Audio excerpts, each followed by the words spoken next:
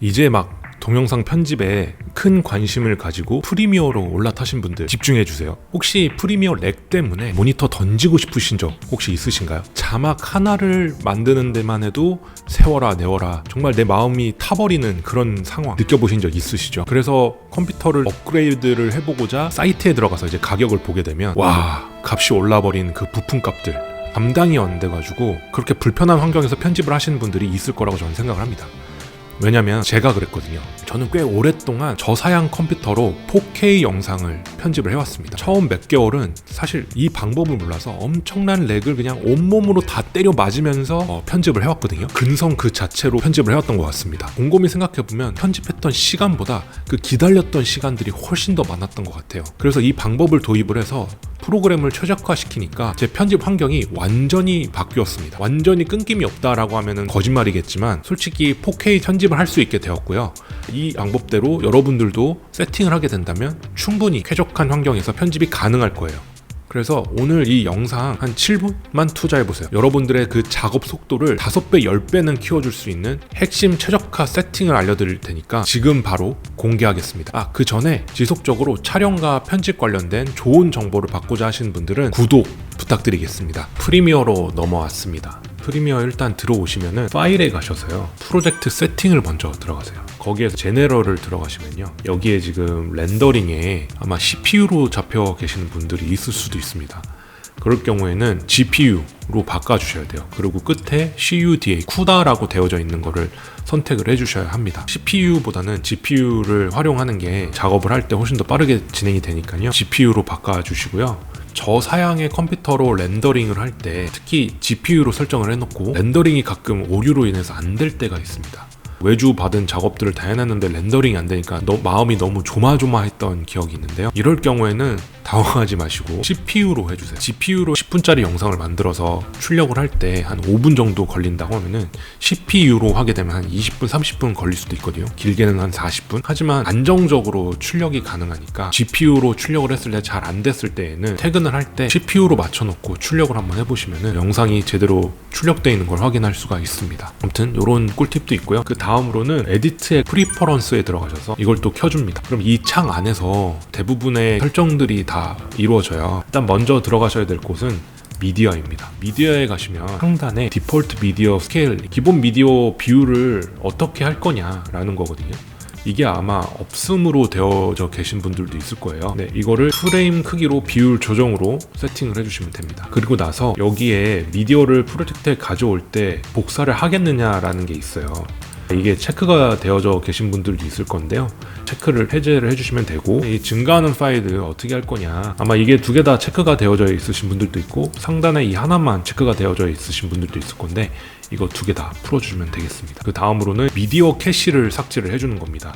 이게 편집을 하다 보면은 쓰잘데기 없는 캐시들이 발생이 되는데 이게 용량을 꽤 많이 잡아먹거든요. 그래서 미디어 캐시들을 삭제를 해주면은 아무래도 컴퓨터가 쾌적해지다 보니까 좀 더 빠르게 편집을 할 수 있게 되죠. 여기에 Remove Media Cache Files 이걸 다 이제 딜리트를 눌러주시게 되면 삭제를 할 수가 있게 되고요. 그럼에도 이게 조금 남아있을 수가 있습니다. 그럴 때에는 그리고 꿀팁을 하나 말씀드리려고 하는데요. 제가 주기적으로 편집 관련된 정보들을 업로드할 예정인데요. 이 정보들을 빠르게 받아보고 싶으신 분들은 구독 한 번만 부탁드리겠습니다. C 드라이브에 가셔서 사용자에서 유저 누르신 다음에 보기에서 숨긴 항목으로 되어져 있을 건데 이 숨긴 항목도 볼 수 있게끔 체크를 해주신 후에 여기 앱 데이터라고 있습니다. 앱 데이터를 누르고 로밍으로 들어가서 어도비를 눌러요. 이 프로그램이 어도비 거니까요. 여기에서 커먼을 찾습니다. 커먼 안에 미디어 캐시 파일과 미디어 캐시가 따로 있거든요. 여기 들어가 보시면 여기에 또 엄청난 파일들이 많이 있어요. 그래서 이런 것들을 주기적으로 한 번씩 직접 들어가셔서 삭제를 해주시는 게 좋습니다. 그리고 미디어 캐시 파일도 삭제를 주기적으로 해주는 게 좋습니다. 그리고 나서 메모리로 가시면 됩니다. 메모리에 가면 내가 컴퓨터에 장착하고 있는 램을 이제 확인할 수가 있는데요. 지금 제 컴퓨터는 64램 사용하고 있거든요.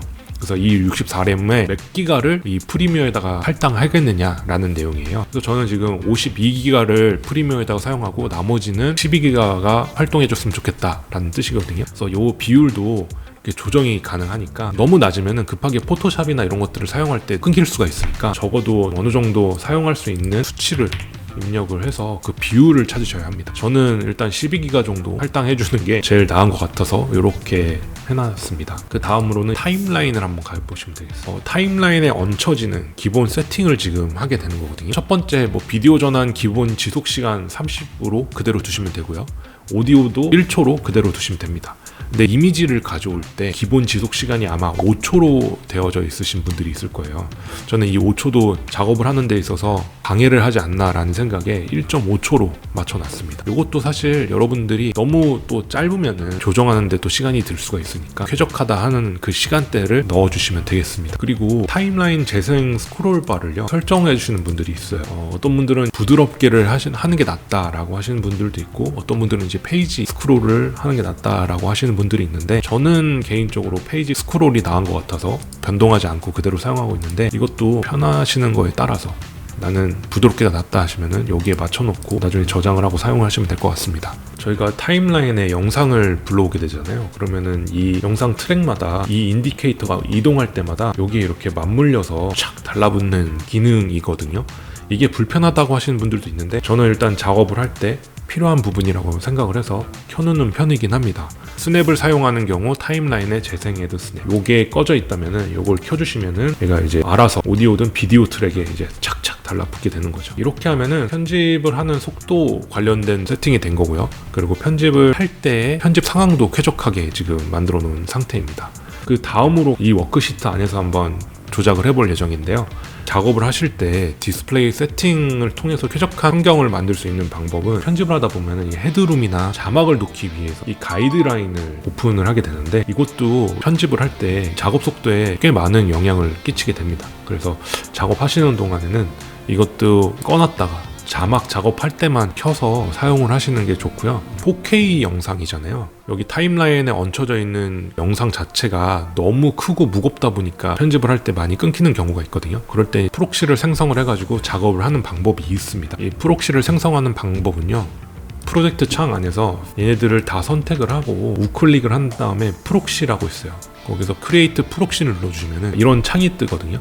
여기에서 내가 다운로드할 위치를 잡아주시고 OK를 누르면 미디어 인코더가 켜지게 됩니다. 그럼 얘가 고용량이었던 영상을 지금 저용량으로 좀 변환을 시켜주고 있는 거거든요. 시간이 걸리긴 하지만 이렇게 저용량의 영상을 생성을 해준 다음에 이 토글 프록시라고 있어요.